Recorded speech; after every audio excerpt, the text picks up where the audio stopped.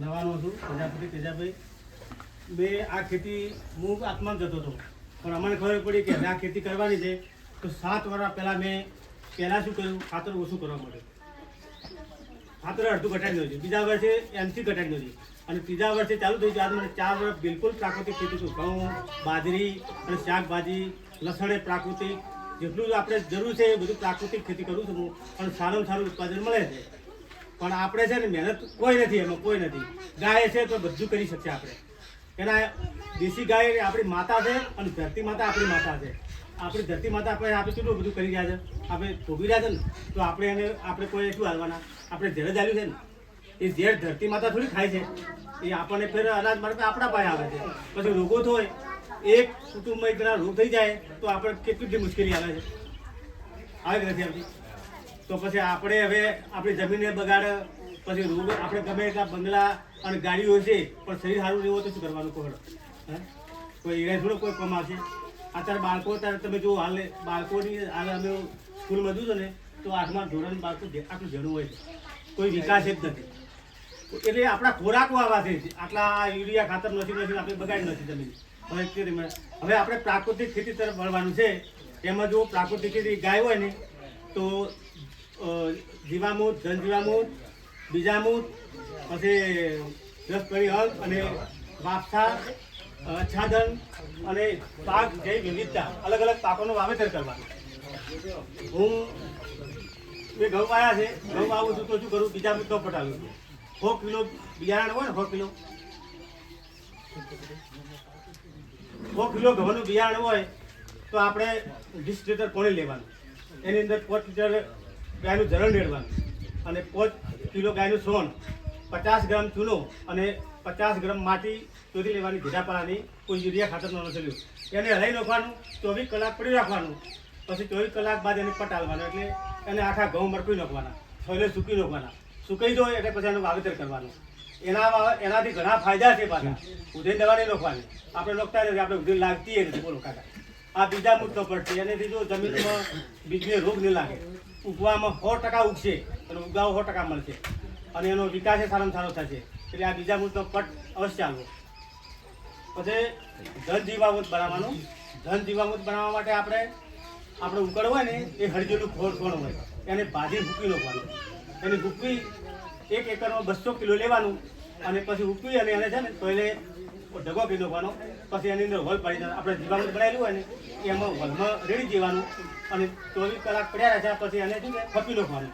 ખપીને એને પતલું સ્તર કરી નાખવાનું અને કર્યા જઈને પછી એને જે પ્રોગ્રામ છે એને ભાજી નાખવાના, 2-3 જણા એમ કરી નાખવાનું.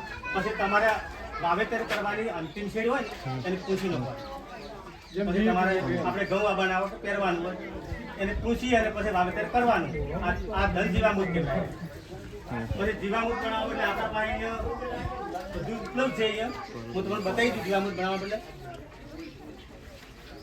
અને આપણે 200 લીટરનું ડ્રમ લેવાનું. 200 લીટરના ડ્રમમાં 180 લીટર પાણી ભરી દેવાનું.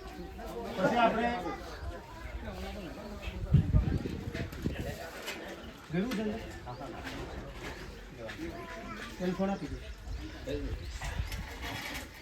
200 લીટરમાં આપણે 10 કિલો આ તાજું છોડ ગાયનું લેવાનું અને રબડી કરીને મોનોખી દેવાનું. આ રીતે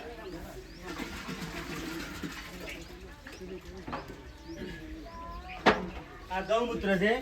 આપણે 10 લીટર ગૌમૂત્ર લેવાનું, 200 લીટર 10 લીટર.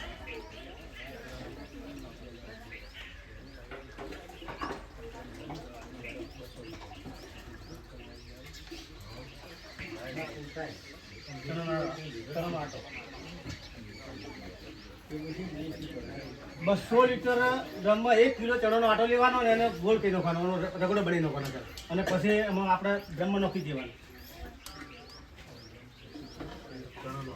પછી 200 લીટરમાં 1 કિલો દેશી ગોળ આપણે ઢોરણ ખવાનો ને એ લેવાનો, એને ગાળી નાખવાનો, પછી અંદર નાખી દેવાનો. પછી આપણે ઘેટાપાડાની માટી લેવાની 500 ગ્રામ. કોઈ યુરિયા ડીએપી નથી, વડ નીચેની ચાલે. આ માટી નાખવાની, પછી હલાવી નાખવાનું અને સોલે રાખવાનું અને દરરોજ આ રીતે હલાવી નાખવાનું. સવાર 5 મિનિટ હલાવવાનું. ઘડિયાળના કોટા માફક આપણે સવારે હોદ હલાવવાનું, સોલે રાખવાનું, પછી એક આવી લકડી રાખવાની અને આપણે છે ને સણનો કોથળો ટોકી દેવાનો. હવે આ ગોળ અને ચણાનો આટો અને આ માટી નાખવાનું કારણ શું છે? એ બેક્ટેરિયાનો ખોરાક છે. આપણે જે સૂક્ષ્મ તત્વો અને પોષક તત્વો અને ગાયના મૂત્રમાંથી કરોડો પ્રમાણમાં છે અને એને ખોરાક આપે આલવાની, આપણે નાખવાનો આ ખોરાક આપે આલે એટલે લાખો પ્રમાણ કરોડો પ્રમાણમાં બેક્ટેરિયા થઈ જાય. આપણી જમીનમાં જાય છે ને એટલે રાત દિવસ ત્યાં ઊંઘશે નહીં, એ આ કામ કરવા મળે. જમીનની અંદર જે મંદ પડેલા જે તત્વો છે ને એ લાવશે ને છોડને આપશે નહીં.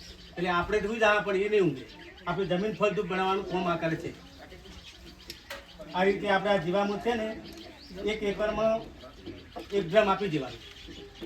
પંપથી તમે છોટી કહો, ફુવારામાં આપી શકો અને પિયતમાં પણ આપી શકો. આ રીતે આપણે 1 ગ્રામ, હું 1 વીઘામાં કાકા 1 ગ્રામ આપું છું.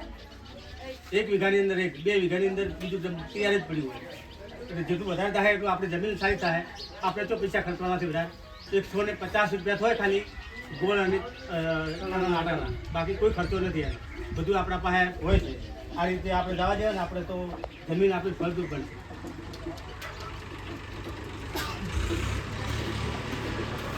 હવે આપણે સાહેબ થોડો સમય જોવો છે, સમય લેવો પડે. આપણે એક ગાય તો રાખવી જ પડશે કાકા. આપણા બાળકોને તંદુરસ્ત રાખવા પડશે ને નિરોગી, તો ગાય લાવવી પડશે.